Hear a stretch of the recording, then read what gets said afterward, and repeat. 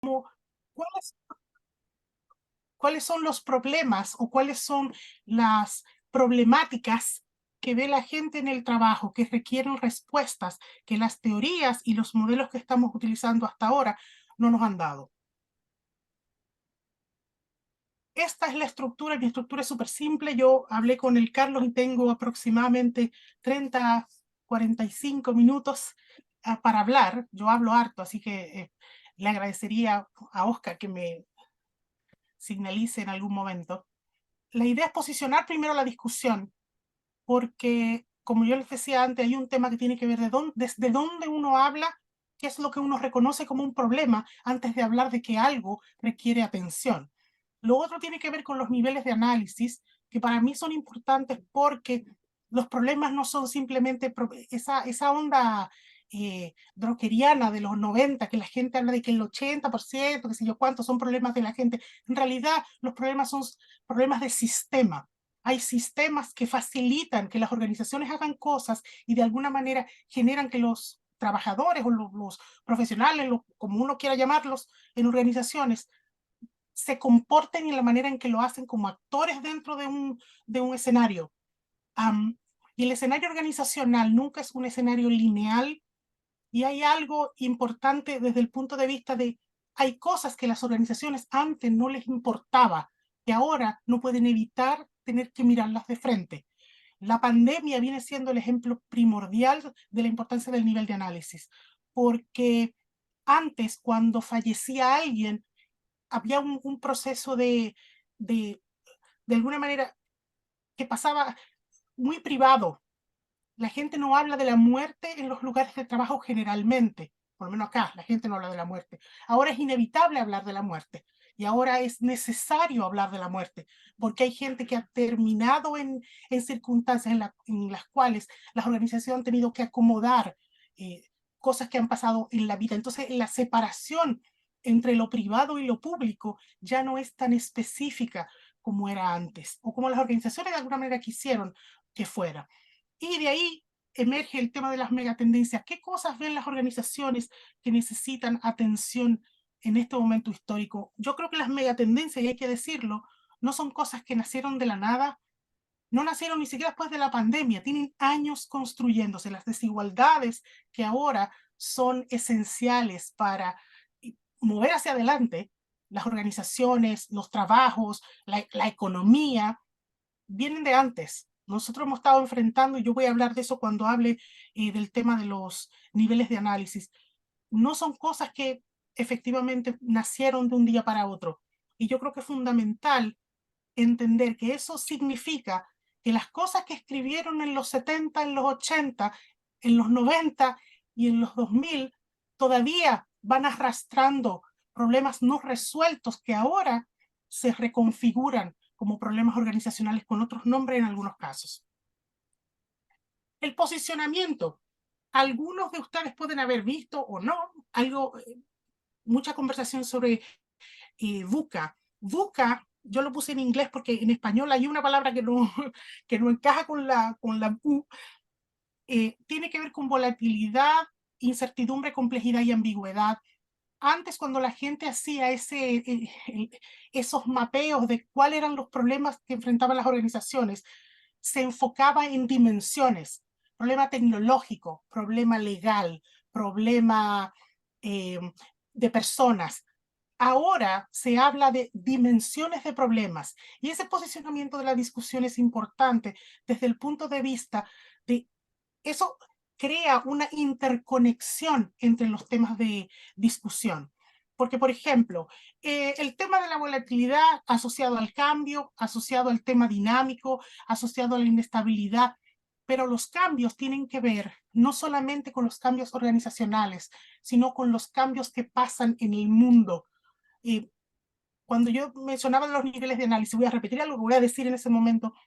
En este momento histórico, por lo menos acá, la discusión sobre el tema del el conflicto entre Israel y Palestina es un tema que está al centro de discusiones desde el punto de vista de qué responsabilidad tienen las organizaciones que tienen trabajadores que son palestinos o que son israelitas, de manejar un conflicto que no emerge dentro de la organización, pero entra a la organización. El tema también de cómo las personas que trabajan en las organizaciones se relacionan con las posibilidades que existe de traer el conflicto hacia la organización.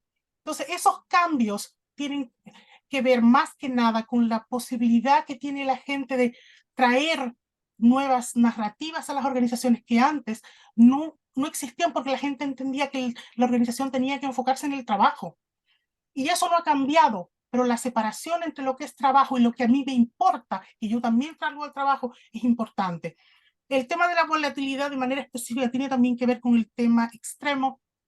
Últimamente, precisamente usando el caso de unos kinesiólogos en Chile, con un colega de la USACH, publicamos un trabajo sobre trabajadores se llama trabajo extremo, extreme work. Y una de las cosas que estuvimos viendo tenía que ver con qué hace la volatilidad ambiental, qué impacto tiene en cómo la gente hace el trabajo, qué cosas la gente reconfigura y qué cosas la gente simplemente no sabe cómo manejar y a qué recursos utiliza para encontrar soluciones a las cosas que se presentan. Y esa inestabilidad que generan esos cambios y esa onda del ambiente dinámico es distinto a lo que pasaba antes.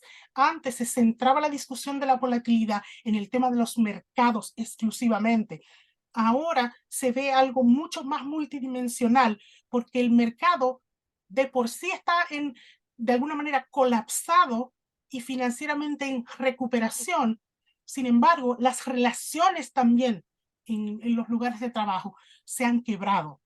Y esa volatilidad entonces no se entiende solamente en una sola dimensión. Temas sobre la incertidumbre es similar. ¿Qué va a pasar?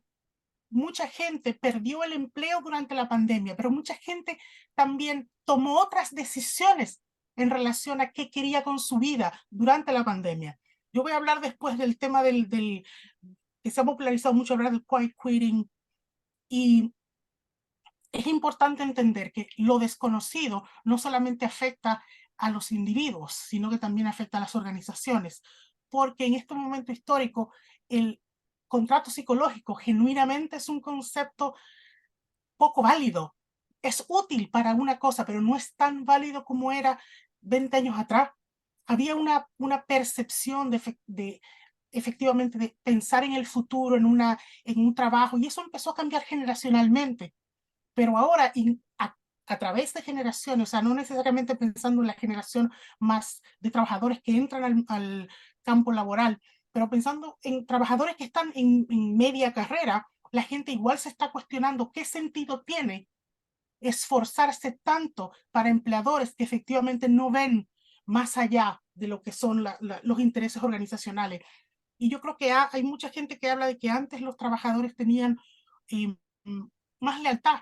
Eh, el concepto de lealtad es complejo. Yo no necesariamente me siento cómoda hablando del tema de lealtad, a lo mejor porque yo personalmente me siento desleal.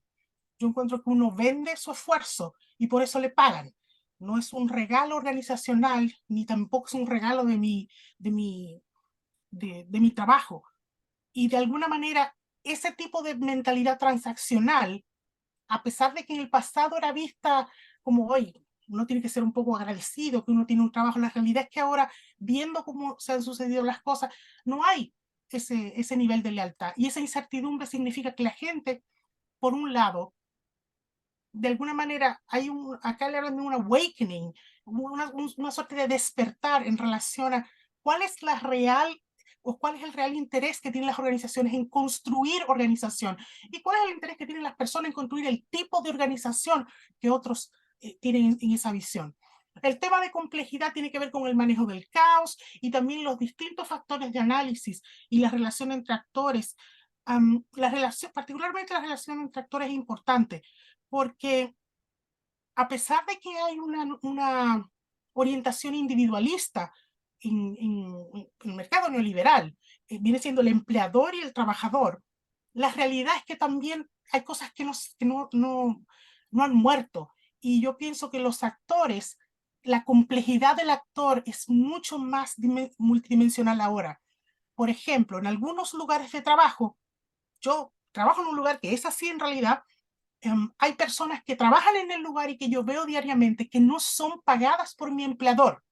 Eso significa que las relaciones laborales son más complejas que simplemente mi empleador y yo, porque hay personas que están ahí subcontratados, particularmente subcontratados, pero ese universo de tipos de contrato afecta las relaciones laborales y afecta también en qué sentido la gente desarrolla una idea de por qué, por qué esta gente no es tan igual como estamos nosotros. Y esa complejidad la gente la maneja diariamente o elige, no necesariamente no manejarla, pero tiene que manejarla, pero tiene implicaciones desde el punto de vista si algo pasa en el trabajo, de quién es la responsabilidad y qué significa eso para en temas de justicia, en temas de equidad, presenta bastante reto. Y el tema de la ambigüedad tiene que ver con lógicas de interpretación y de comprensión. Y esto no va en la onda tipo comprensión de lectura.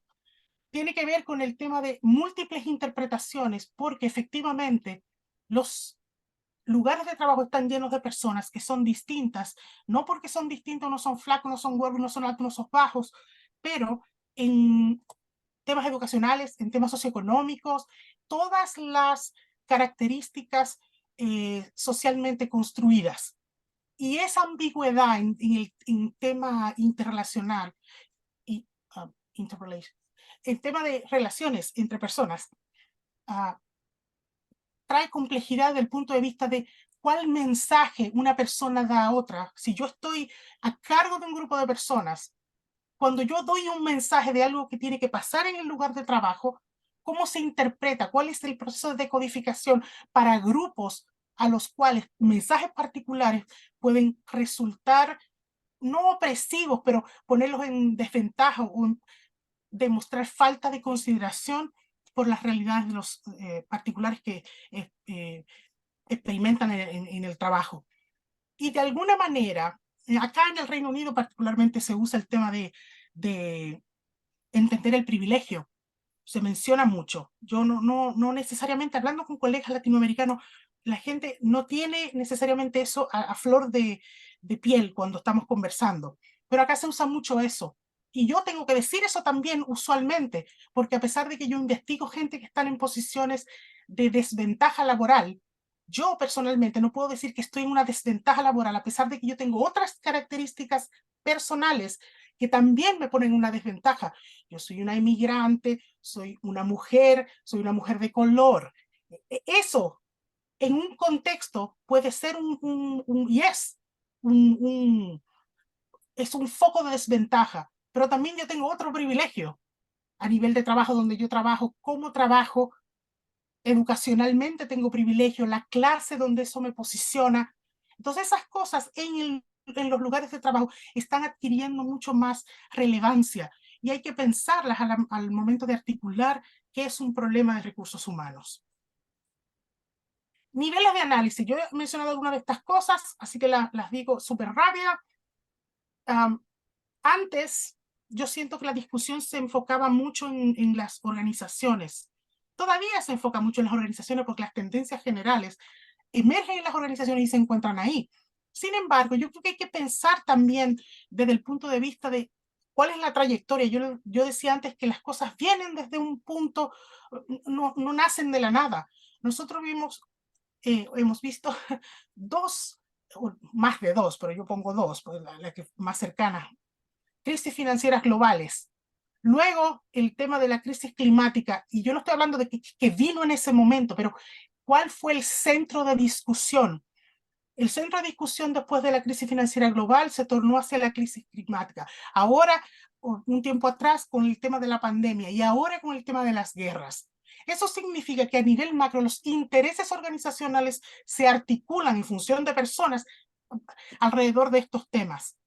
Y significa también que muchas organizaciones toman decisiones pensando en narrativas que están en el aire. Estas son las narrativas que están en el aire. el tema de los problemas multidimensionales y los diversos actores, para mí tiene que ver con, más que nada, con un tema de intereses. ¿Quién tiene legitimidad para decidir hacia dónde va la micro?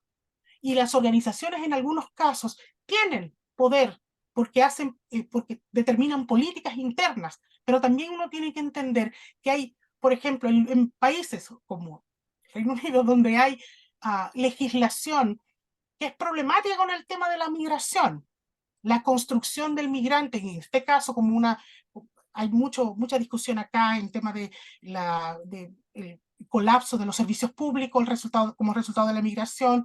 En el caso de Chile, yo estuve leyendo algo sobre los inmigrantes haitianos en Chile. Estuve leyendo eso porque República Dominicana, donde yo soy, es 3/4 de una isla y el otro cuarto le pertenece a Haití. Y las mismas narrativas que yo identifiqué ahí son similares a las cuales yo identifico en el discurso político dominicano en particular, pero también acá. Entonces el tema migratorio ahora, en el contexto de la crisis, en el contexto de la búsqueda de nuevas oportunidades, bla, bla, resulta complejo, porque efectivamente hay escasez de skills,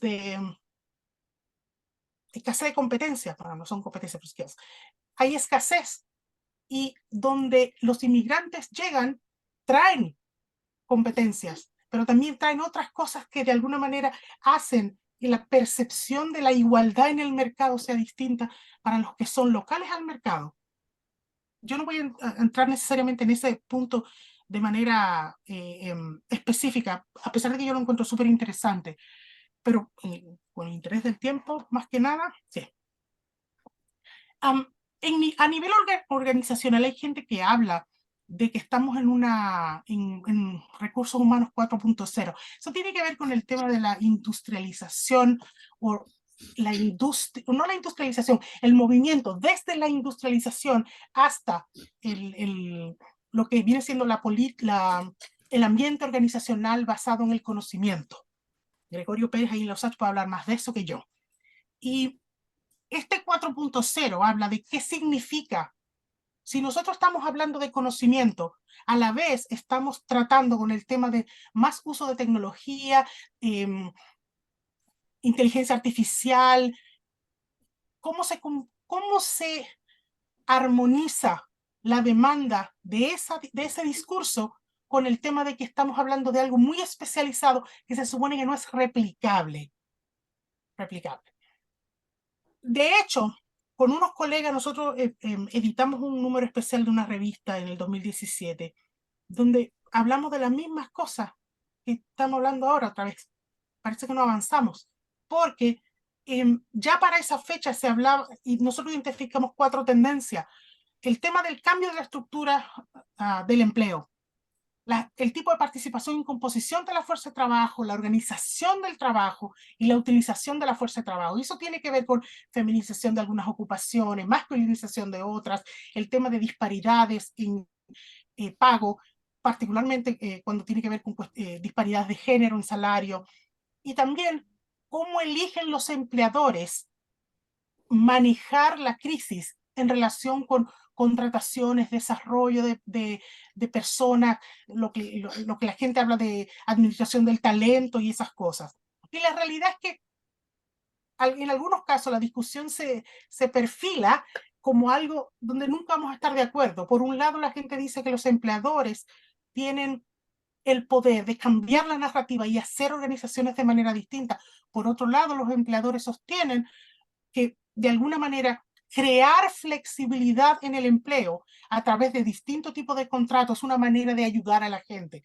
Es cuestionable ese argumento desde el punto de vista de qué puede hacer una persona que solamente tiene un trabajo precario y no tiene la posibilidad de hacer vida a partir de eso. Y eso es importante considerarlo desde el punto de vista de a quién realmente ayuda la flexibilidad laboral.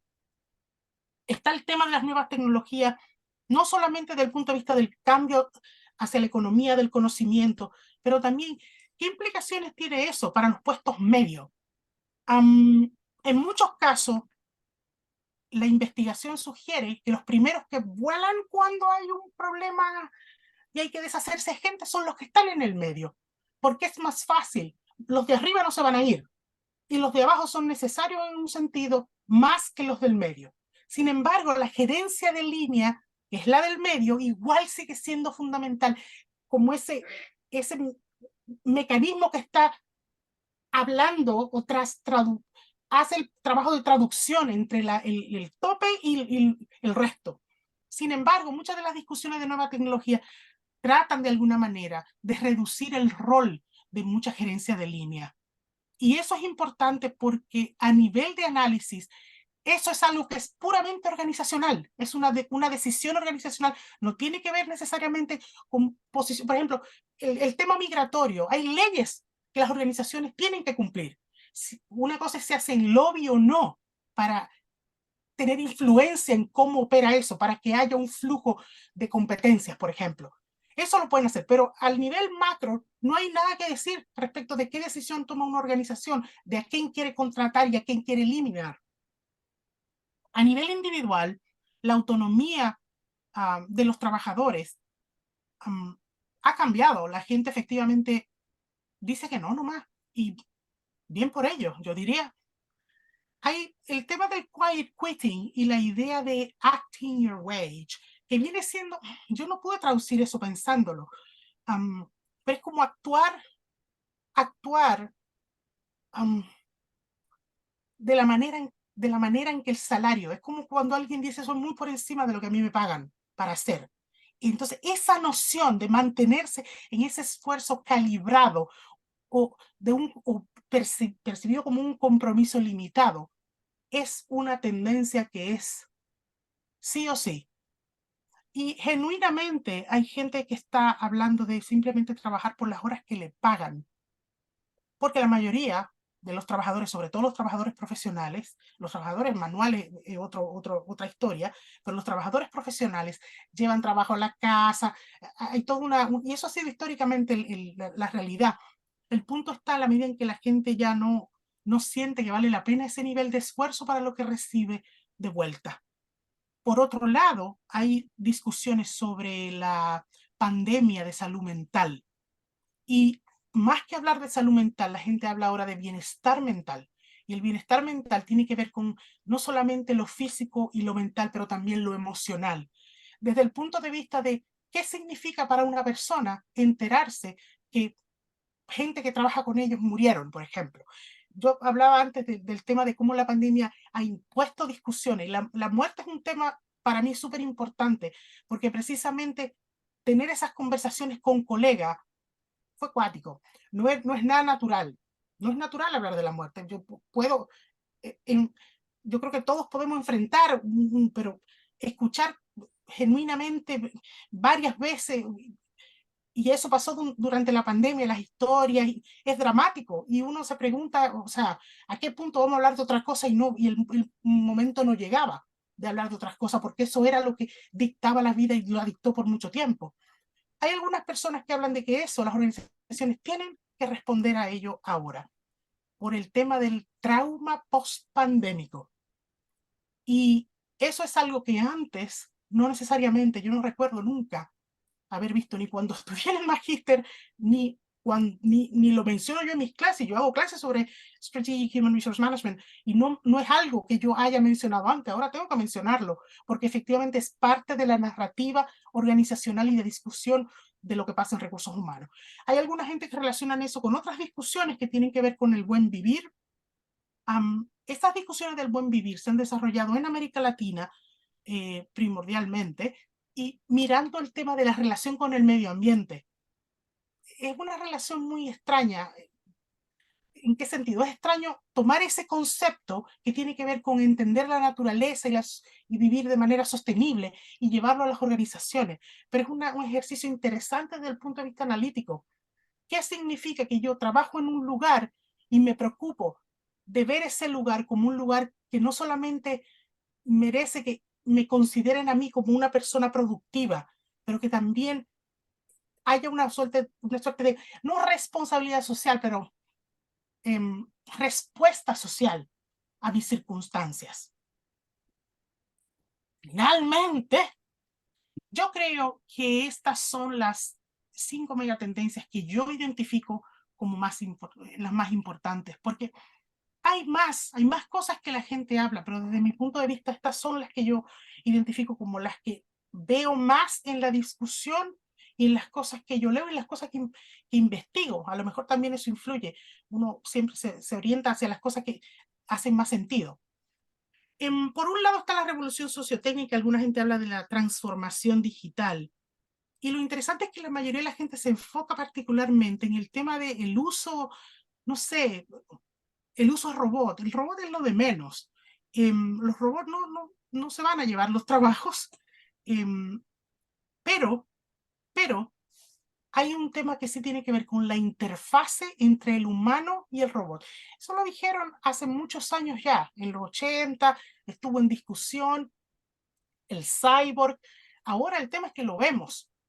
Y el uso de la inteligencia artificial, concretamente, yo le preguntaba no sé si a Carlos o a Gregorio, sobre el uso de algoritmos para reclutamiento y selección.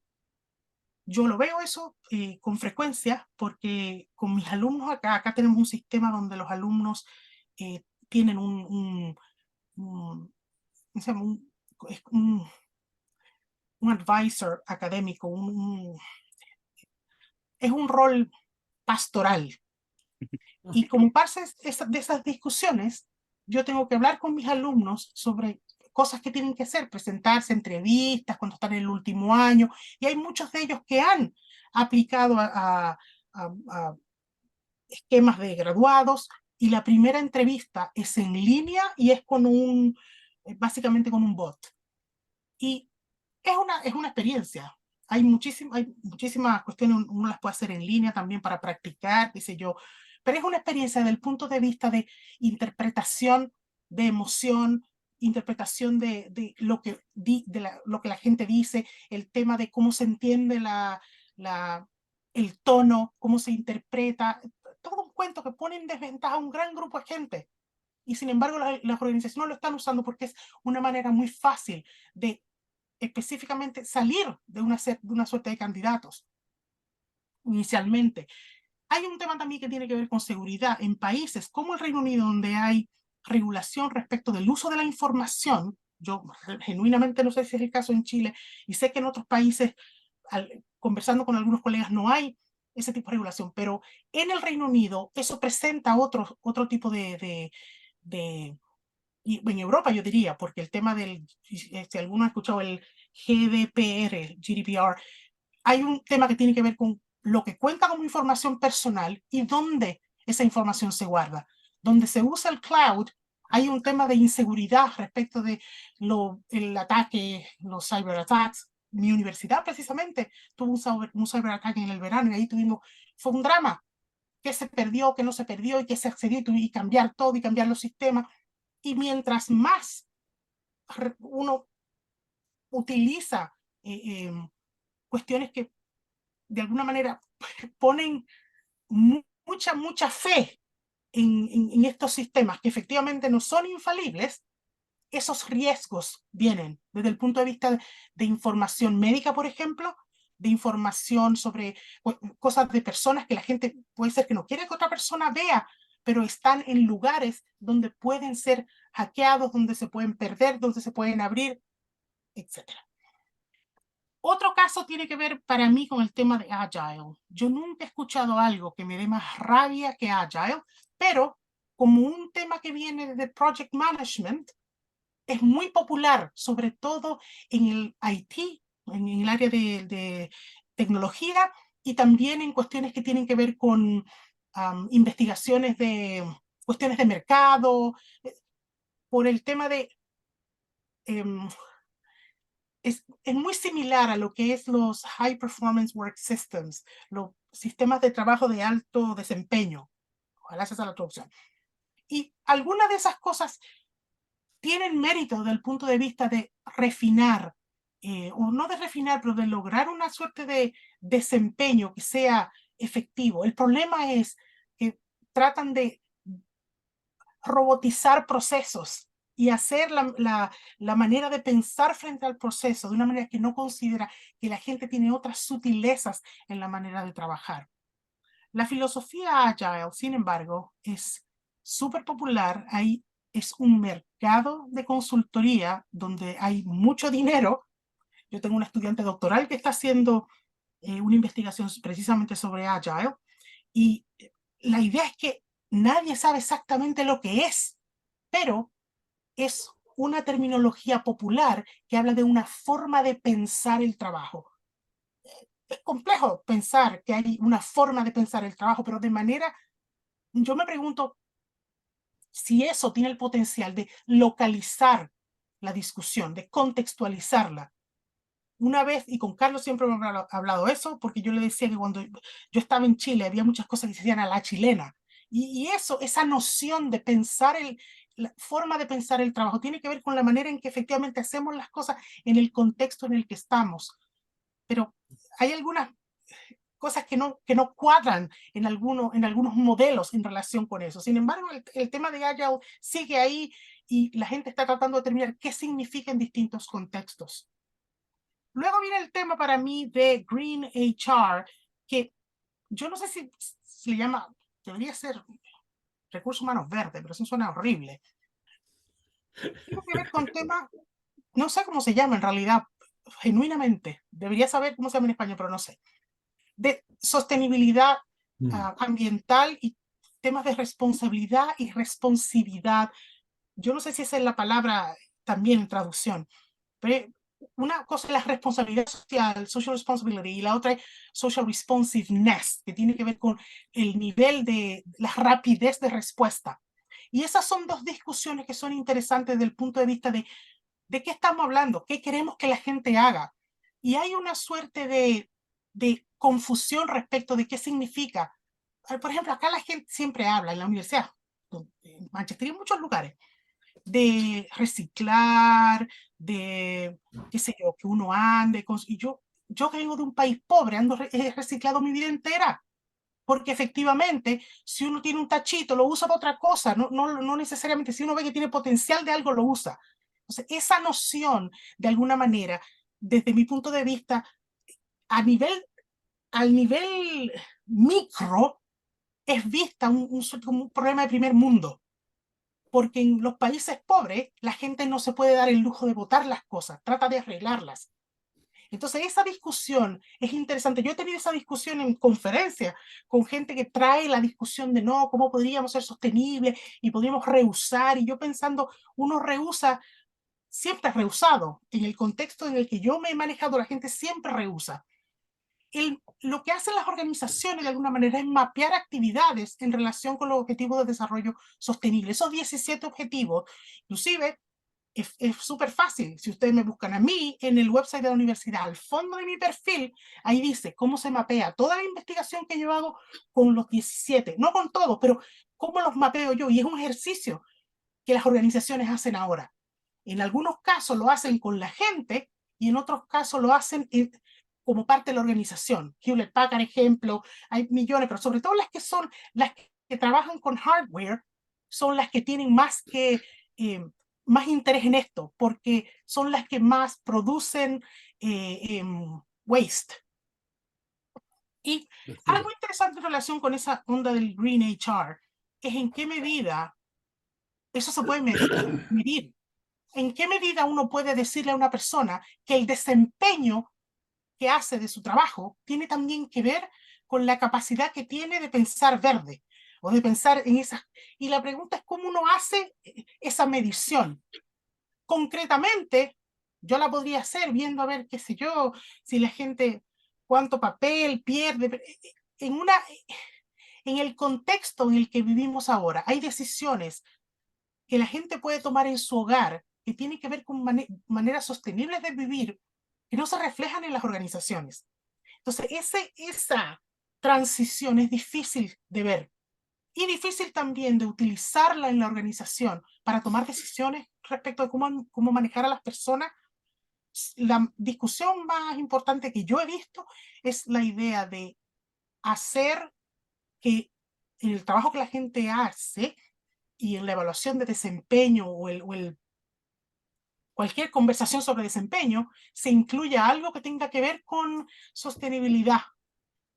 Y yo lo encuentro difícil. Yo le digo a mis alumnos que cuando yo voy a clase, no sé, ¿será que puedo decir en mi evaluación que cuando yo salgo apago la luz y eso significa que estoy conservando energía? No entiendo cómo en la gran película de esto hay esas posibilidades, sobre todo al nivel micro. Recordemos que el recurso humano no trabaja en grandes cuestiones, tiene que ver con grupos de personas. Entonces, esto tiene que ver con adaptar una mentalidad macro, como el tema de sostenibilidad, el cambio climático y lo demás, a algo micro. Y es muy difícil hacer esa transición en el día a día, sobre todo en el trabajo. El ecosistema de sourcing para mí es una mega tendencia porque las discusiones ahora van más que del outsourcing y el sourcing interno al sourcing híbrido. Uno podría decir que eso está pasando desde hace mucho. Sí y no, porque no necesariamente estaba pasando cuando el híbrido genuinamente significaba que uno tiene gente trabajando de manera remota, de manera permanente. Y el sourcing, cuando pasa desde el punto de vista, yo pago para que otro se encargue de la cuestión, yo me libero de esa responsabilidad, pero cuando yo hago sourcing híbrido, yo tengo una responsabilidad que no necesariamente todo el tiempo puedo cumplir. Tema de salud, tema de seguridad, tema también de las organizaciones que siguen preocupadas con el monitoreo. Por ejemplo, hay una discusión importante respecto de en qué momento es bueno tener una discusión respecto de si yo empiezo un trabajo y mi empleador me dice que quiere instalar un software para saber qué yo estoy tipeando y cuántas veces hago, qué hago, si tomo break. ¿En qué momento eso? Eso no pasa en el lugar de trabajo normal, en el sentido normal de que yo estoy físicamente en un lugar de trabajo, nadie viene a ver si yo estoy ahí. Pero con el tema de la instalación de un software hay un tema de control que se reconfigura, porque hay muchos supuestos, hay gente inclusive empleadores que piden que las cámaras estén siempre prendidas para que puedan ver qué es lo que está haciendo la persona que está trabajando de manera remota. Y hay gente que entiende que eso es ya pasa a ser psicopateo más que supervisión laboral. El tema de la ética y de cuidado y compasión tiene que ver con el trabajo de Carol Gilligan hace muchos años sobre Ethics of Care, la ética del cuidado. Y la idea, yo hablando con una persona me decía, una conversación interesante, porque esto es hablando con una persona que trabaja en una multinacional donde hay 127.000 empleados. Me decía que ellos querían desarrollar un, un recurso humano de compasión. Yo no sé qué significa ser un recurso humano de compasión. Precisamente porque la característica principal o el dilema principal de recursos humanos es a quién responde. Por un lado están los trabajadores, por otro lado está management. Y estar en el medio crea siempre, y esa es una cuestión que nunca se va a ir. Eso empezó cuando empezó la teorización en los años 30 y sigue todavía siendo un problema que no es resuelto. ¿A quién responde recursos humanos y qué expectativas tienen los profesionales de recursos humanos respecto de los distintos actores con los que ellos interactúan? Y la idea yo entiendo la ética de cuidado desde el punto de vista de la responsabilidad social, de cosas que han pasado, y yo siempre digo cosas que han pasado, pero específicamente refiriéndome a la pandemia, por lo traumatizante que ha sido como fenómeno para todos, que no hemos vivido una pandemia nunca en este momento histórico, la idea de la responsabilidad social tiene que ver con qué respuesta puede dar una organización que es sensible y que demuestra compasión. Pero eso tiene que ver con el momento histórico de vivir una crisis. La pregunta es qué significa eso y cómo se articula moviéndose hacia adelante. No me queda claro lo que es la compasión cuando yo siento que la compasión de alguna manera tiene que ver con relaciones interpersonales que se construyen y que siempre existen, yo creo, entre individuos. hay jefes malos igual, pero de manera general es algo que yo encuentro que se habla mucho de eso y hay muchos papers escritos sobre el tema de la ethics of care, pero no me queda claro de manera concreta cuál es la práctica. Y finalmente el tema de diversidad, equidad e inclusión. Ese es un tema cercano a mi corazón porque yo investigo el tema de la interseccionalidad. Yo hablaba antes de la diferencia y en este momento histórico hay diferencias tanto conocidas como no conocidas. Hay una de las discusiones más, para mí, más interesantes tiene que ver con el tema de la discapacidad.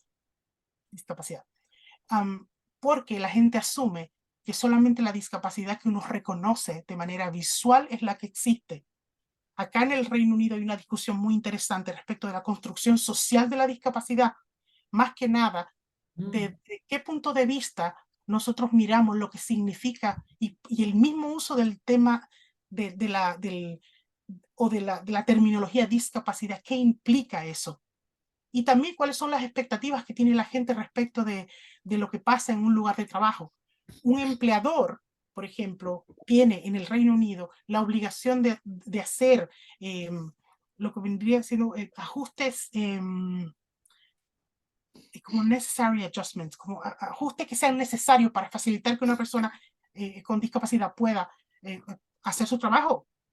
La pregunta es, ¿qué implicación tiene eso con discapacidades donde la gente no es capaz de observar la discapacidad?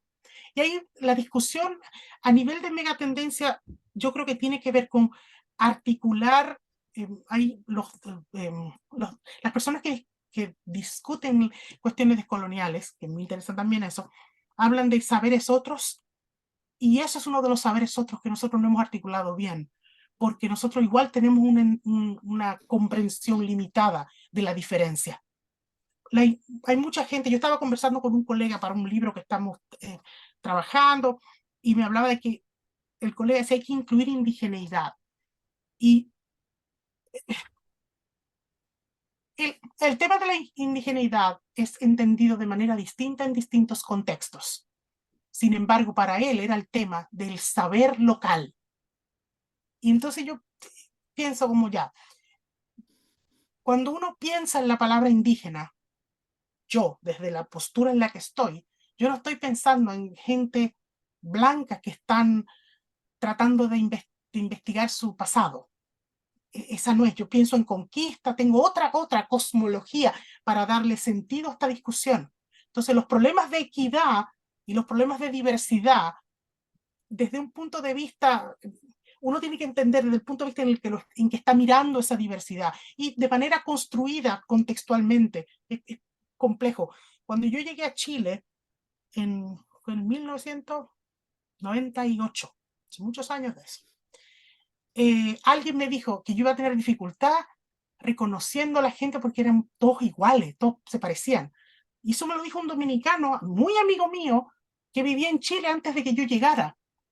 Y yo encontré entretenido esto, al día de hoy encuentro entretenido eso, porque evidentemente a cualquier chileno si yo le pregunto si son, no, hay muchas, lo primero es que nadie va a admitir que son todos iguales porque nadie cree eso.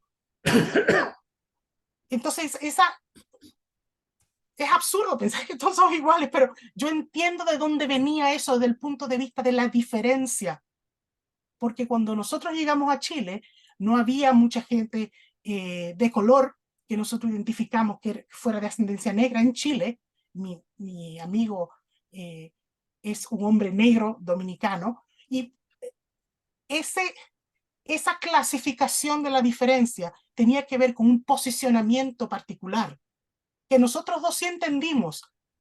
Cuando él me lo dijo, yo lo entendí. Cuando llegué a Chile, igual no es tan así. Yo no sentí que la gente era toda igual y yo no la podía reconocer. Pero entiende, ese tipo de articulación de la diferencia en los lugares de trabajo es fundamental desde el punto de vista de las categorías que uno usa. La discusión en Chile yo creo que no es tan comprensiva en manera de diferencia como quizás en otros lugares. En Estados Unidos en particular, y mucha de esta discusión de recursos humanos, diferencia, diversity management, cómo administrar las diferencias, no sé, establece esas categorías que son relevantes contextualmente. Por ejemplo, el hispano o el latino, que es una categoría que de alguna manera es compleja para los que son latinoamericanos que viajan a Estados Unidos. ¿La gente es latina o es hispana? ¿Y qué significado tiene eso?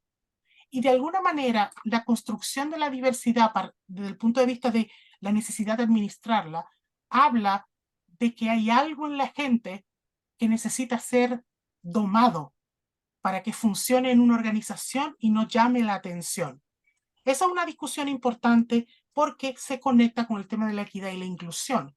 Y la inclusión es compleja desde el punto de vista de cómo uno sabe, desde una perspectiva de recursos humanos, que una persona ha sido incluida. Los mecanismos de inclusión no garantizan inclusión. Y yo encuentro que al final muchas de estas, yo diría que todas, de alguna manera, establecen diferencia entre individuos y establecen diferencia entre grupos que es necesario entender de manera contextual. Y aún así, la teorización de eso, aún así cuando yo escribo cosas sobre eso, me cuesta hacer algunos pronunciamientos en relación a lo que yo creo, porque igual pienso que el conocimiento es incompleto en relación a la, al,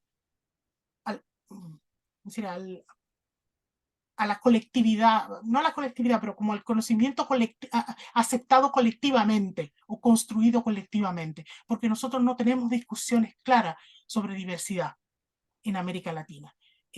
Yo creo que hay distinciones. Cuando yo estoy convencida de que hay distinciones, porque hay distinciones evidentemente de clase, hay distinciones que tienen que ver con etnia, hay distinciones que tienen que ver con educación, pero la diferencia entre, por ejemplo, que encuentro yo entre la discusión que pasa en otros lugares como este acá, es que hay un marco donde se acepta que hay un problema de ese tipo. En otros lugares no necesariamente es así. Yo he realizado algunos estudios en el GCC, que es el Gulf Cooperation, el Council de Cooperación del Golfo en el Medio Oriente. Y ahí no hay discusión en relación a la diversidad. La gente es o local o expatriada. Sin embargo, en la investigación que yo hice con unos colegas, nos dimos cuenta que hay jerarquías de nacionalidades. Había una persona que era peruana en nuestra muestra y hablaban de las diferencias entre los árabes, ella, los que eran blancos, los blancos que venían de Estados Unidos y del Reino Unido versus los blancos veniendo de otra parte de Europa. Entonces esas distinciones existen. Y la pregunta es la medida en que cuando uno piensa en hacer diversity management, uno se da cuenta de lo que uno está tratando de lograr. Yo lo voy a dejar ahí porque yo creo que ya hablé más del tiempo que yo dije que iba a hablar. Y eso sería. Yes. Gracias. Muy Fantástico. amable. Dejo de compartir. Me da... sí. Ya. Y no veo mi... Perdón. Gracias, Jenny.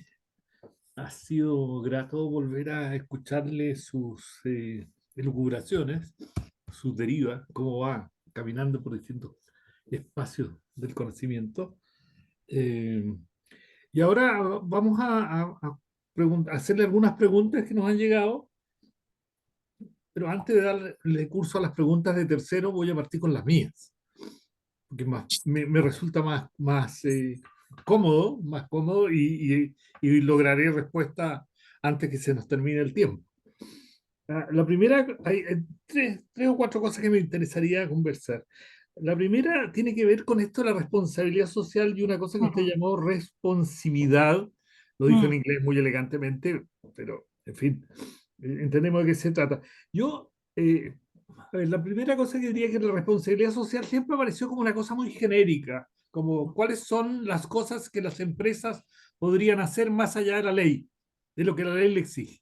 Y ahí moría la responsabilidad social, sin referirse a términos como cantidad de los hechos de responsabilidad, la calidad, lo mismo y la oportunidad.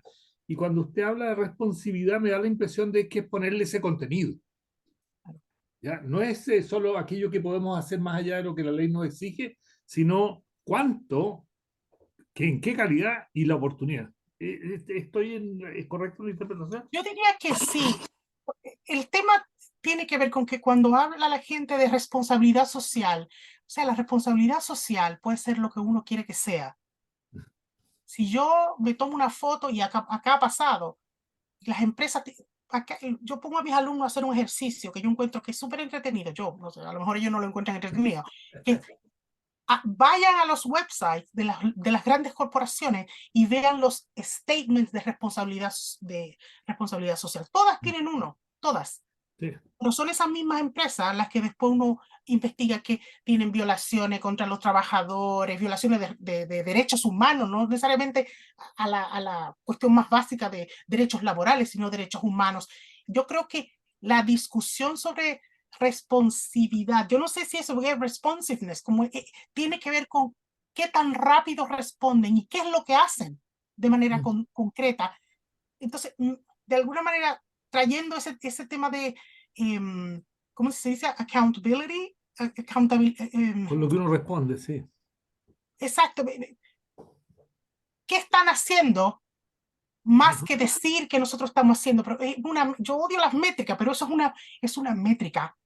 Y yo creo Sí, que eso tiene mucho más impacto que simplemente hablar de somos responsables, porque cualquiera puede decir que es responsable y nosotros hacemos esto y donamos, pero todo eso viene con una infraestructura sí. de, de los taxes, de todas las otras cosas que ganan las empresas haciendo esa performativa de la responsabilidad social.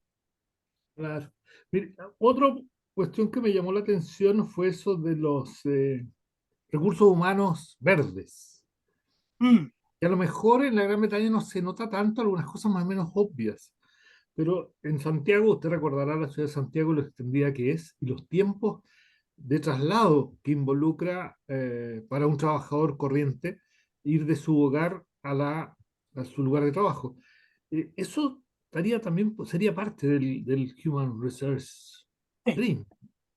Por ejemplo, en la gente que trabaja en Londres, Ujú. le dan los salarios en Londres tienen lo que se llama, es como un añadido que ¿Ya? ¿Ya? Un usualmente bono. cubre el tema de tener que pagar por transporte para que la gente use transporte público, pero también es una subvención, es algo ¿Ya? añadido al salario que es para eso. Sí, pero es Que le raro que permite en comprar Inglaterra ticket para tomar el bus o para tomar el tube, eso. es poca la En- gente que vive como en Santiago a más de una hora de distancia de su lugar de trabajo. Yo no sé en Londres cómo opera eso, pero es una lógica de ese estilo. Por ejemplo, acá, bueno, en Manchester no es eso, estamos en un ¿Ya? campo de comparación, digamos, es como un poco más cerca la Nadie cosa. vive a una hora. Pero acá, por ejemplo, la universidad tiene esas cuestiones de ofrece, tiene un acuerdo con una empresa que uno puede comprar una bicicleta si uno quiere y hay una Ya, deducción. Son ese tipo de movidas que de alguna manera o reducen el uso well, el carbon footprint. Esa viene siendo la idea. De alguna otra sí, cosa, por ejemplo, que han hecho acá, yo encuentro interesante desde el punto de vista de qué políticas concretas toman las organizaciones, porque, por ejemplo, la Universidad de Manchester ahora hay un colega de la universidad, de otro departamento, que desarrolló un sistema para que uno calcule cuando uno va a viajar ya. cuál es la manera más menos, o la que consume menos para viajar. Y de alguna manera también eso lo hicieron con los proveedores de la universidad. De Ya. manera que ellos tienen que mostrarnos eso. Cuando nosotros vamos a elegir, si yo voy a viajar, yo no puedo comprar mi ticket, tengo que hacerlo por una plataforma.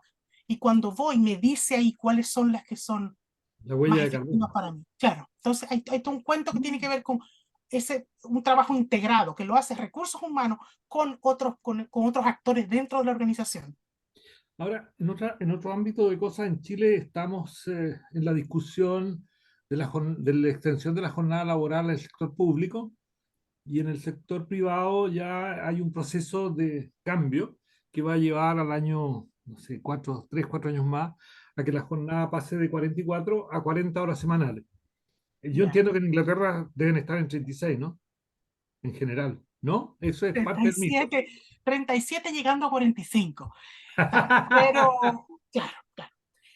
Genuinamente aquí ya hay mucha discusión respecto de la jornada laboral de 4 días.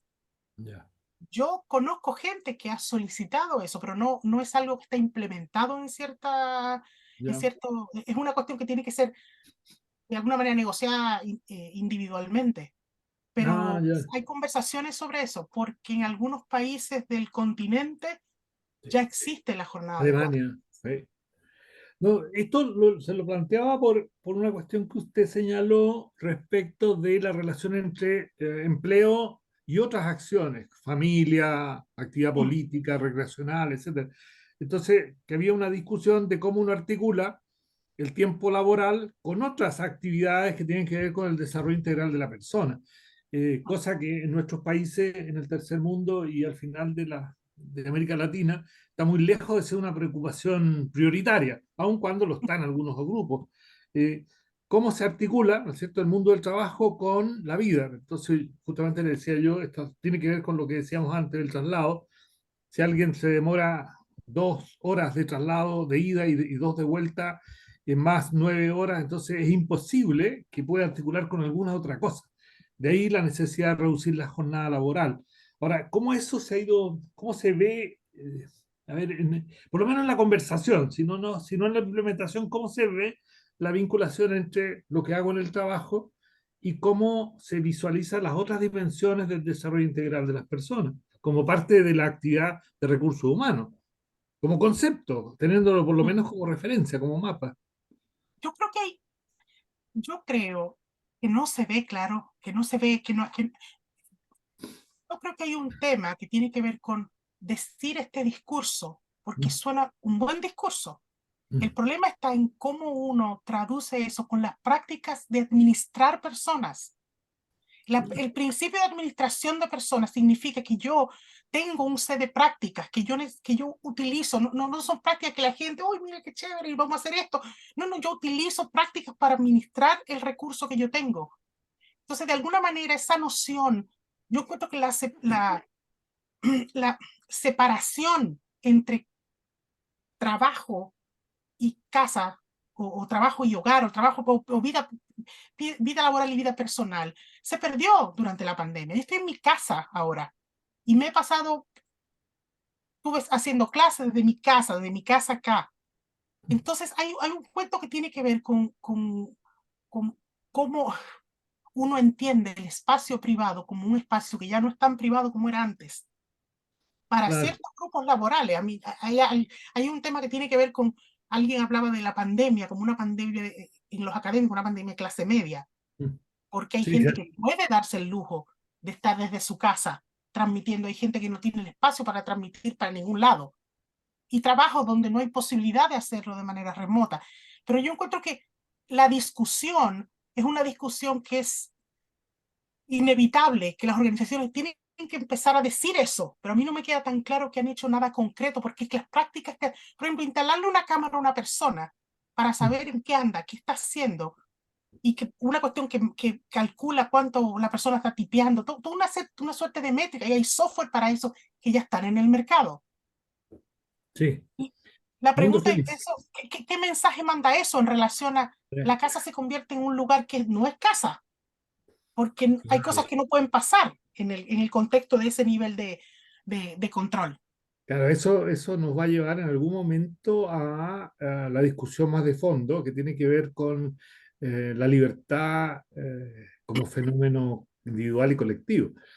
Porque si a mí me instalan cámaras de registro, por lo menos las horas laborales, mi libertad queda absolutamente restringida y nos vamos al mundo feliz, ¿no es cierto?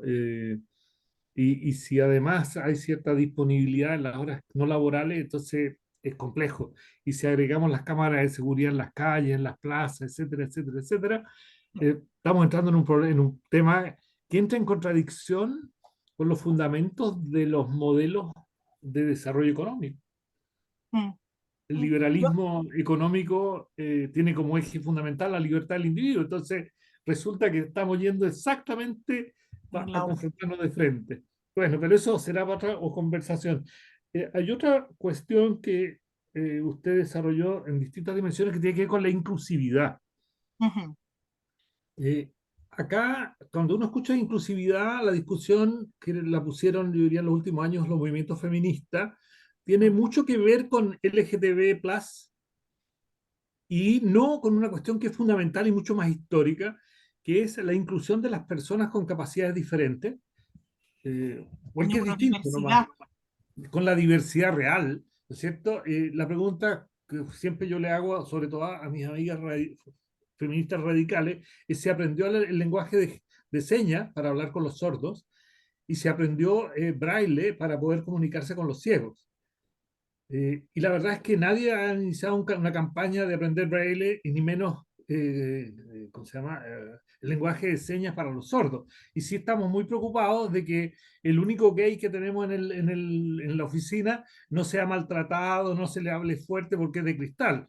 Entonces, por favor, hemos puesto énfasis muy grande en estas minorías de la diversidad sexual, pero hemos puesto muy poco énfasis en otras dimensiones. Yo me acuerdo de mi ayudante que era, ¿cómo se llama? Andaba en silla de ruedas, y usted recordará que en la facultad tenemos una entrada de adoquines. Entonces, yo durante varios años discutí la conveniencia de pasarle, digamos, sacar esos adoquines o ponerle cemento encima o asfalto, de tal manera que las personas que andaban en silla de ruedas no tuvieran que ir saltando. Nunca lo he logrado, todavía sigue estando los adoquines. Y siempre seguimos hablando de inclusividad. Entonces, inclusividad de quiénes, si el discurso, en fin, ¿cómo se está desarrollando eso? Me da la impresión de que tiene mucho más racionalidad el proceso llevado en Inglaterra en términos de las capacidades diferentes. Yo creo que hay un tema, yo tengo una doctoral, de hecho, que está haciendo un estudio sobre las redes, ¿Ya? las redes de empleados. ¿Ya? Por ejemplo, mirando el tema de las redes las redes de mujeres, las redes de minoría étnica, las redes de empleados con discapacidad.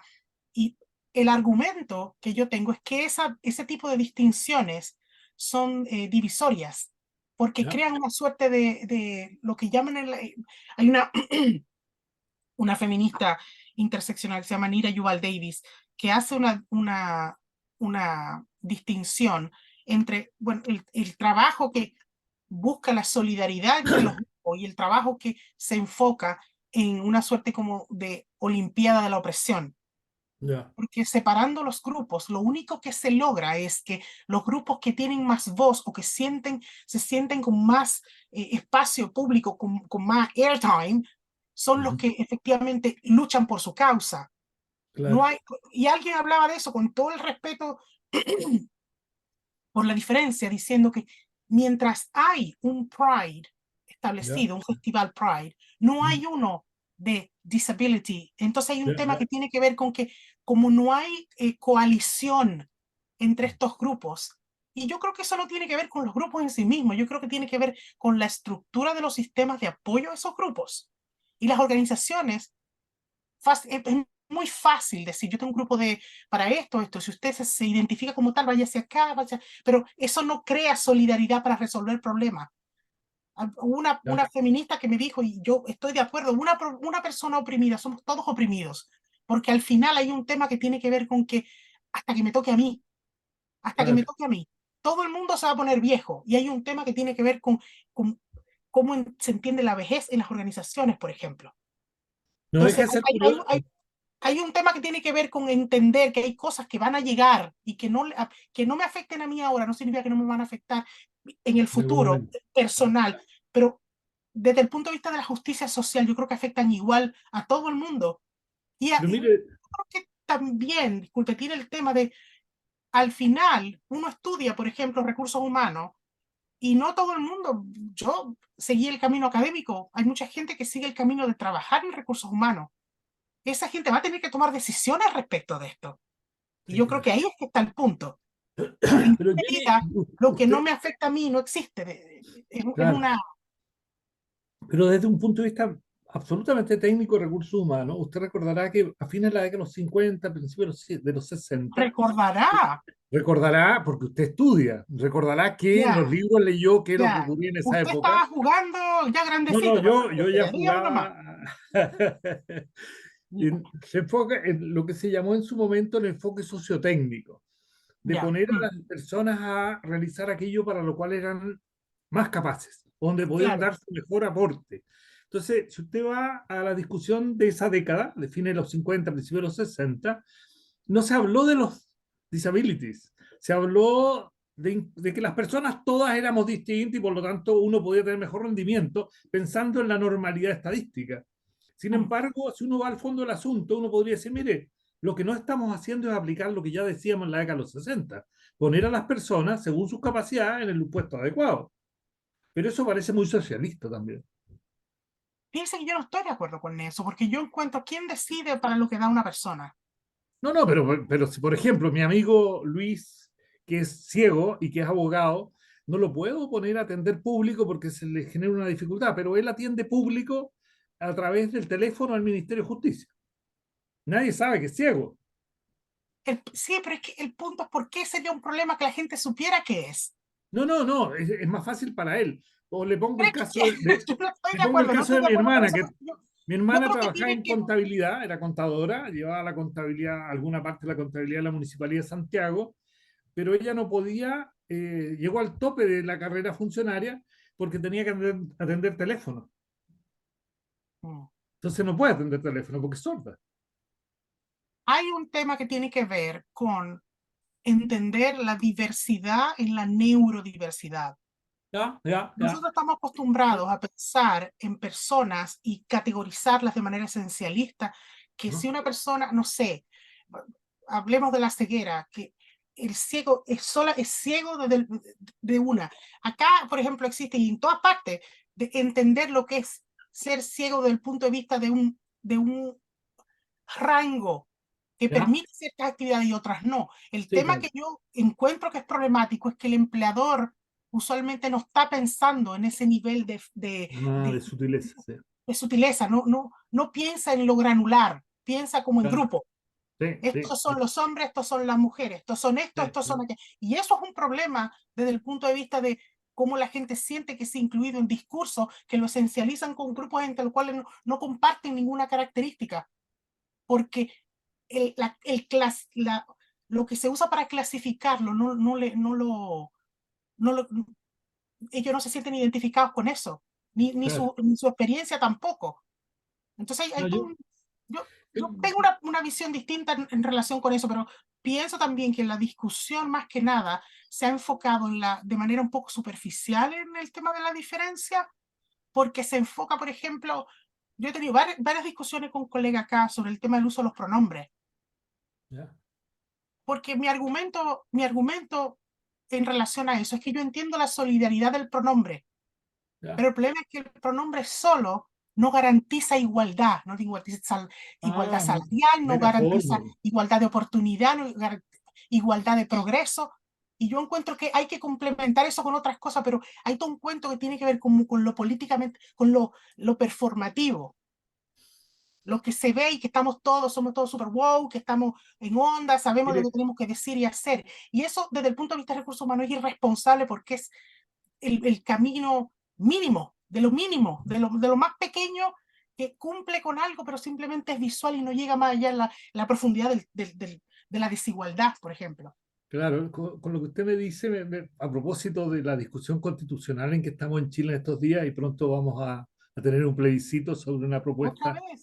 una nueva propuesta constitucional, me acordé, y usted se habrá olvidado ya, de que la primera modificación de la Constitución a partir de los años 90 fue indicar que todos las personas en Chile, las personas, no me acuerdo si eran las personas, entonces cambió eso a que por los hombres y las mujeres.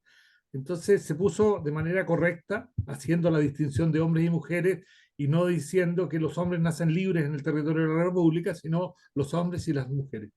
Eso fue más o menos en el año 92.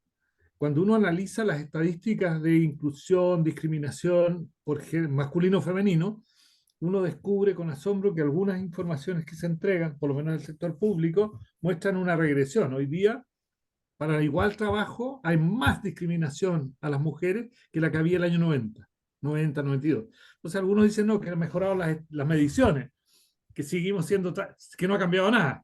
Y yo digo que es más regresivo porque si pasamos del 15% al 18% de personas que ganan menos salario por el solo hecho de ser mujeres, entonces es regresivo. Pero hoy día hablamos más correctamente, decimos los hombres, las mujeres y ellos, los otros, que no son hombres ni mujeres, lo cual es una barbaridad. Bueno, yo creo que le va a hacer bien venir a Chile, ¿eh? Porque va a descubrir que estamos muy cambiados. Hemos cambiado mucho, sí. De hecho, tenemos una gran diversidad cultural que tenía razón su amigo en los años 90, No la éramos conocí yo, bastante por eso. homogéneos. En cambio, hoy día somos mucho más heterogéneos, tenemos más delincuencia con mejores estrategias delictuales también. Eso todo ha mejorado, todo mejora. Me imagino, me No, imagino. usted no sabe, seguramente no ve noticias de Chile porque entendería la ironía de lo que le estoy diciendo de mejor manera. Pero, Porque no sí, solo no, no, antes los delincuentes que usted conocía eran mestizo, mapuche, español, por la larga tradición chilena del bandidaje. Pero hoy día son blancos caucásicos y los peores delitos existía cuando yo vivía en Chile, existían ya, pero No, no, claro, pero operaban con otras lógicas, pero existían. Mm, últimamente ha habido algunos escándalos de tono mayor.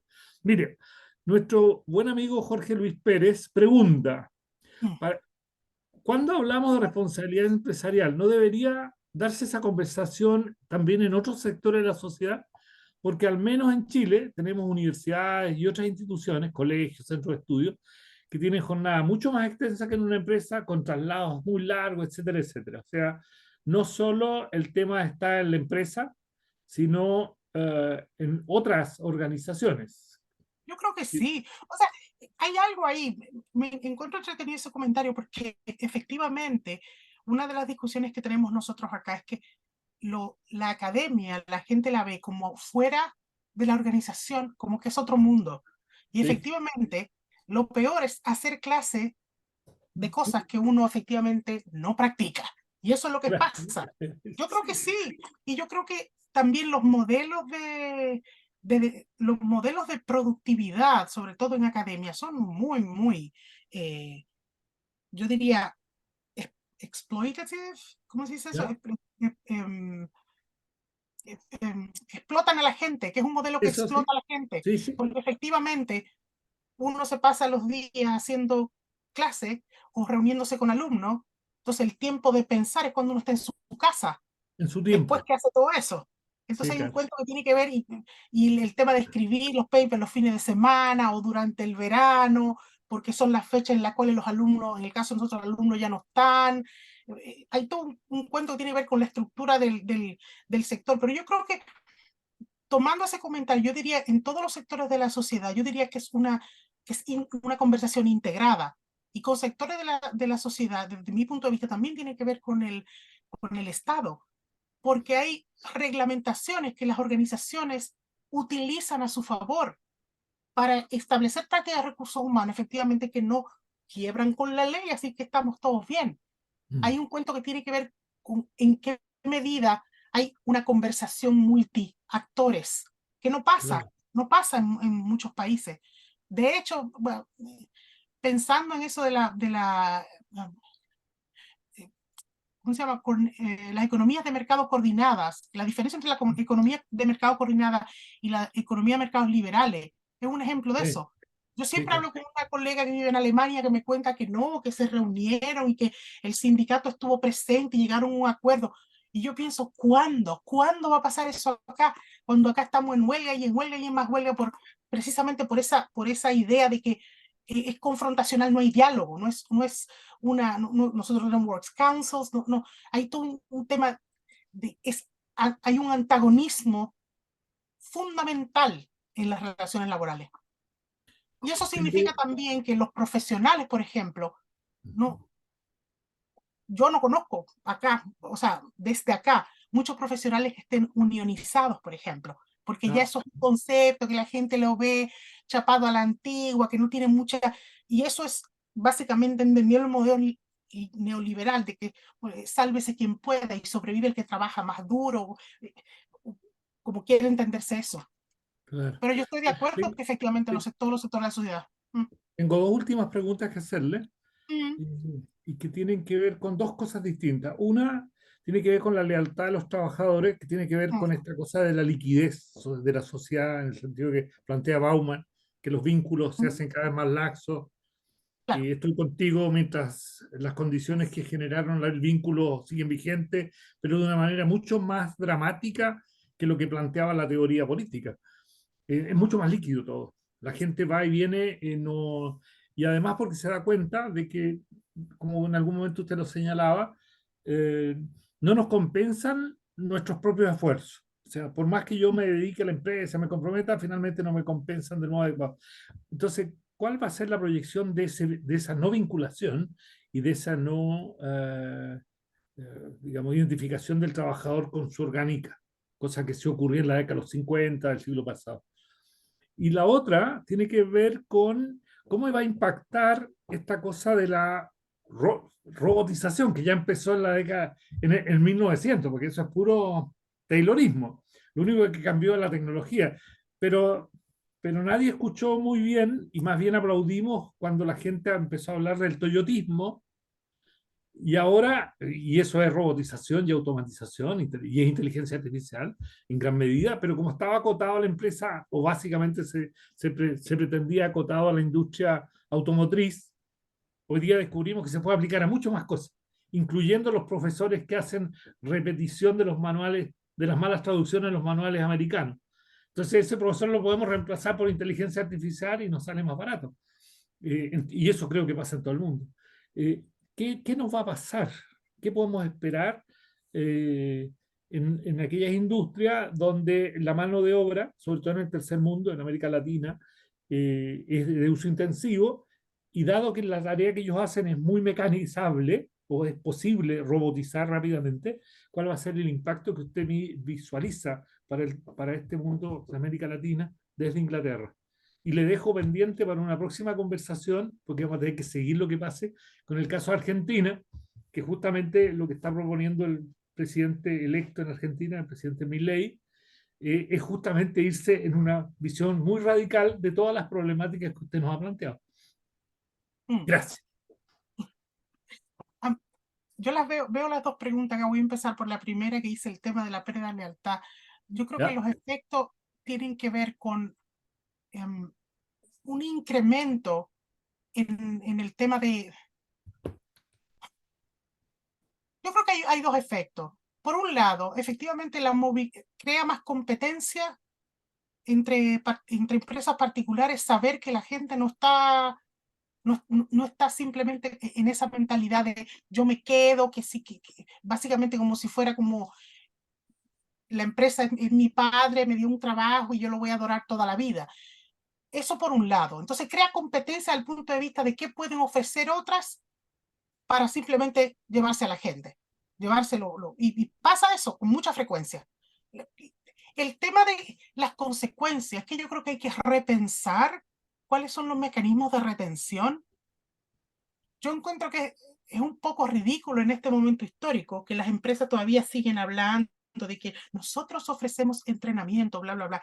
La gente quiere vivir como la gente, ganar un salario como la gente, poder tener una vida digna fuera, que no signifique que uno sale del trabajo y está tratando de volver a convertirse en un ser humano en los días que le quedan durante el fin de semana. Y yo creo que eso habla de que las demandas de trabajo, la organización del trabajo está en cuestionamiento. Efectivamente, hay una generación, y yo creo que yo me pregunto siempre si esto iba a pasar a pesar de la pandemia, y yo sospecho que iba a pasar a pesar de la pandemia, porque antes, ya para el 2017-2018, estaba la gente hablando de que las generaciones de graduados estaban siendo mucho más exigentes. Antes uno miraba y si había un empleo y me lo ofrecían, yo salía corriendo a tomarlo. Ahora la gente se pregunta, ¿quién es este empleador? ¿Por qué quiero yo estar aquí y no habrá otro mejor por ahí? Y Sí. eso significa que la búsqueda siempre, y hay una cosa importante, hay mucha más movilidad global ahora. Mm. que antes la gente tenía un trabajo y era como, oh, ya listo, se quedaba la vida entera. Hay mucha gente, contrario a lo que la gente piensa, oh, que son una minoría, en realidad no. Hay gente que efectivamente un año se va a trabajar a un lugar y después vuelve a, donde, a su lugar donde vivía o nació. Pero hay patrones de movilidad que son distintos a lo que pasaba antes, que casi no pasaba. Era difícil llegar a los lugares, Sí, porque efectivamente costaba caro viajar. Ahora hay toda una infraestructura donde viajar no es tan complejo como era antes. Y también está el tema de que las empresas ahora, con la expansión también, hay millones de oportunidades y las hay. La cuestión es, hay que diferenciar entre los trabajadores que están en posición en la cual no tienen como el leverage para tomar esas decisiones y los que sí, porque efectivamente uno no puede pensar en trabajadores manuales como si fueran trabajadores profesionales, claro. porque efectivamente el tema, hay una discusión ahí en pensar en trabajadores como un grupo homogéneo. Y yo creo que fundamentalmente hay, primero hay que repensar el tema de la retención y segundo hay que pensar en cuál es el lenguaje que habla un empleador para una persona de una generación actual. Porque inclusive yo que hago clase con alumnos que francamente a esta altura ya podrían ser mis hijos, yo creo, como está la cosa del tiempo que tengo yo en esto. Pero pienso que piensan el mundo de manera distinta y con una suerte de comprensión respecto de su propio posicionamiento en el mundo, que no es un posicionamiento de subordinación.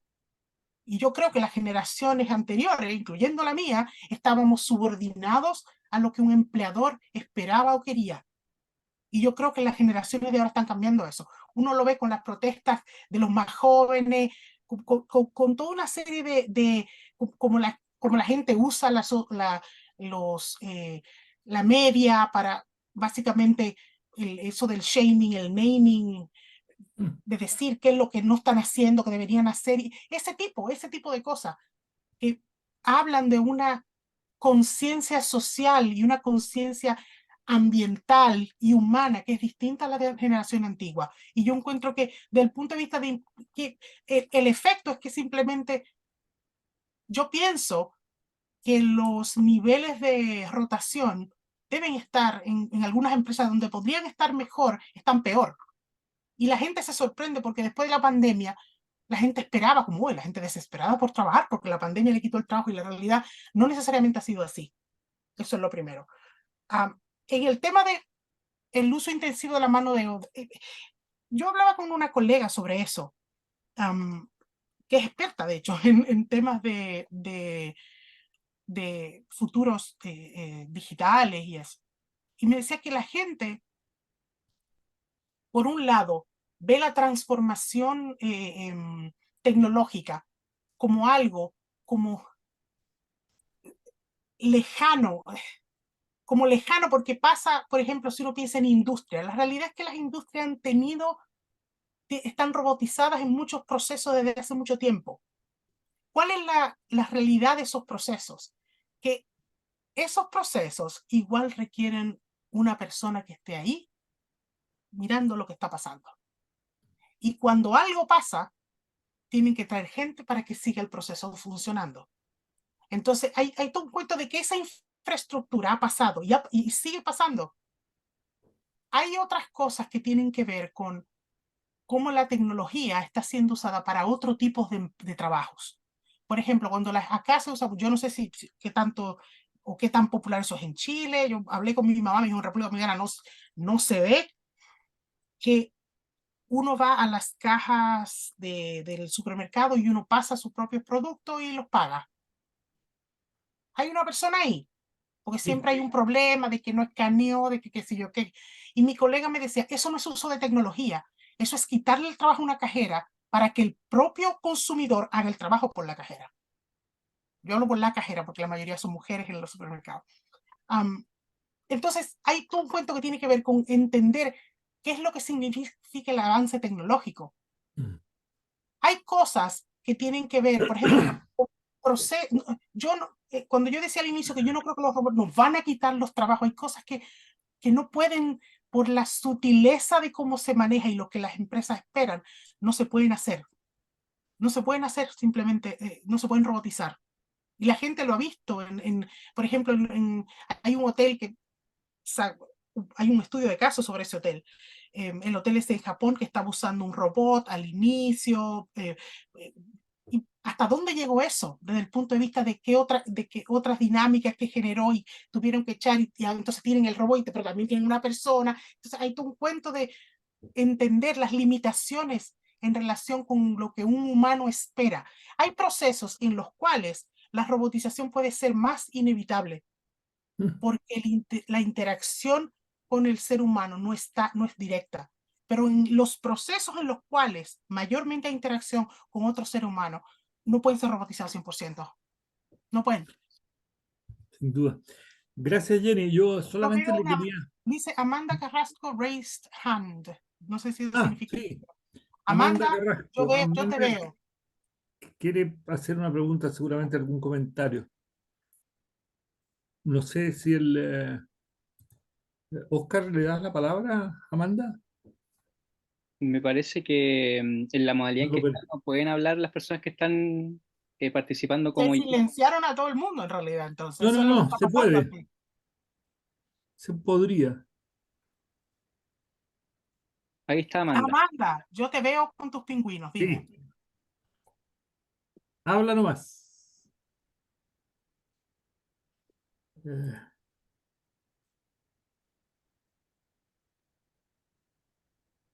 Tienes bloqueado tu micrófono, Amanda.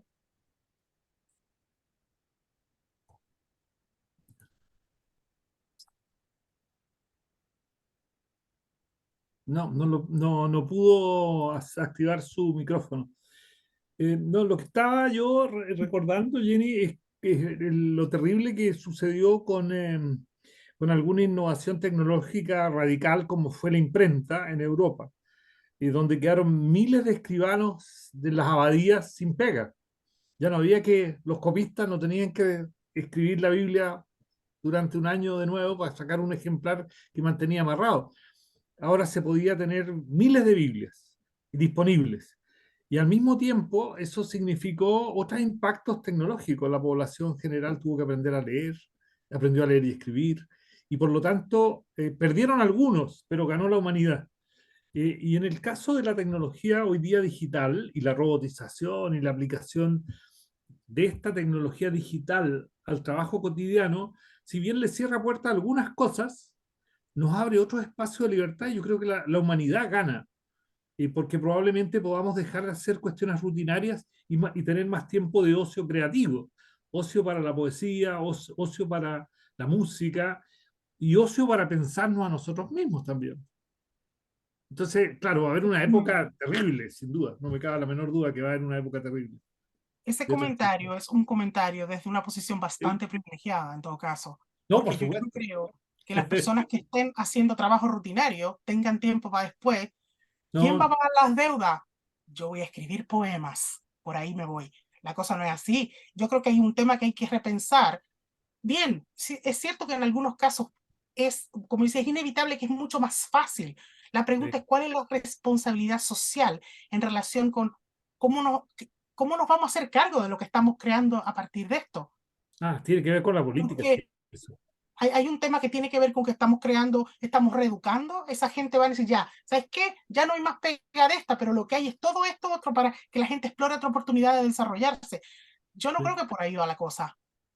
Creo que por ahí no es que va la cosa. Entonces, el argumento de que efectivamente nos da muchas oportunidades, nos da algunas oportunidades. Ah, por supuesto. Algunos hoy día, El, el- el punto y está desde el punto de vista de la justicia social, eso no es un argumento. claro.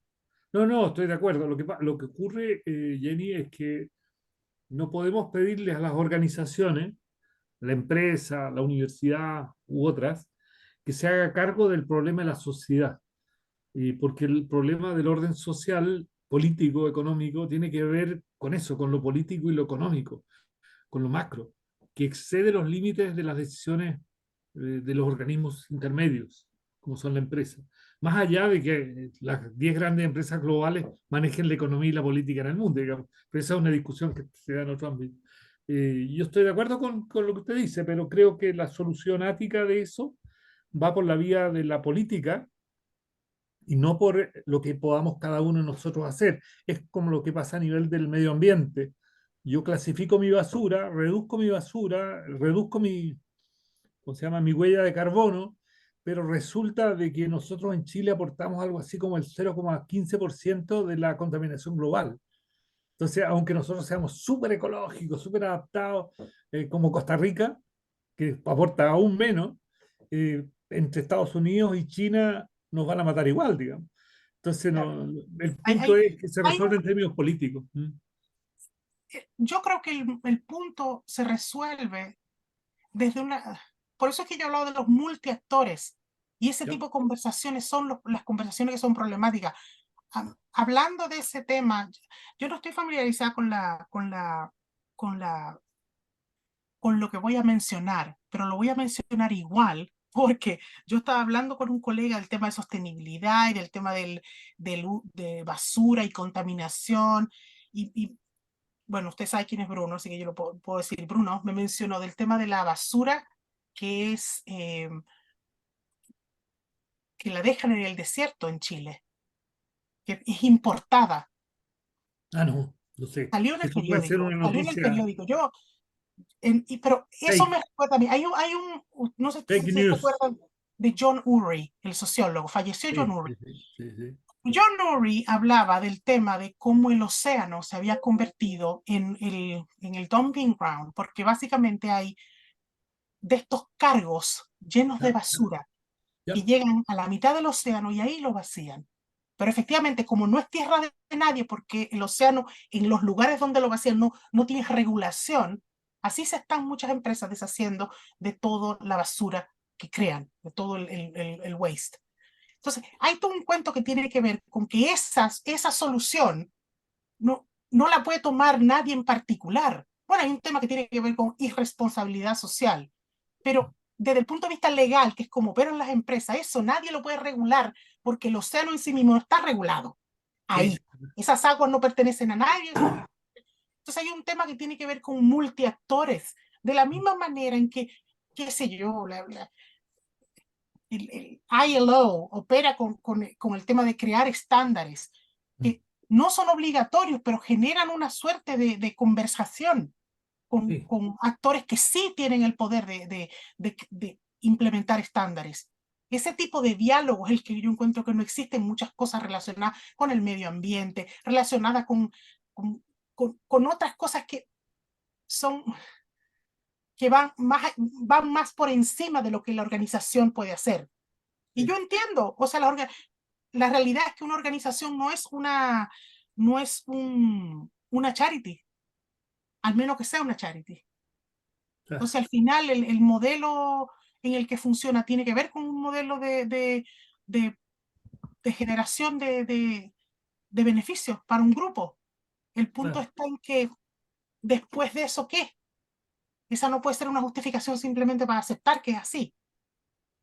Encuentro que esa sería como, bueno, si no me afecta, ¿me beneficia?